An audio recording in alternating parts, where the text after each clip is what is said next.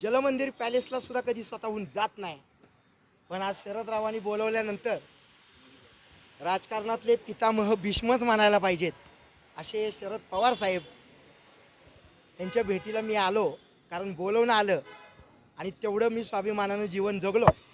तर आतमध्ये झालेल्या मीटिंगचा एक सारांश एवढाच सांगीन की राजकीय भीष्म पितामह आणि इतर लोकांनी त्यांची केलेली भीष्म पितामहांसारखी अवस्था महाभारतातली येणाऱ्या काळामध्ये डॉक्टर अभिजित बिचुकले ग्वाही देतो.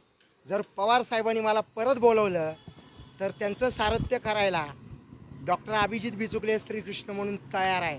Mind it. प्रवेश करणार आहे.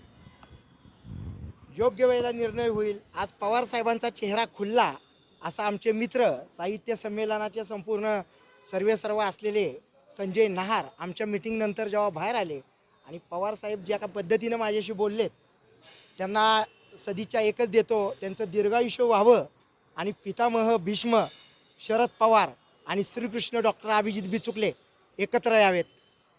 देखो आगे आगे क्या होता है. एक लक्षात ठेवा, मी योग्य वेळी बोलतो.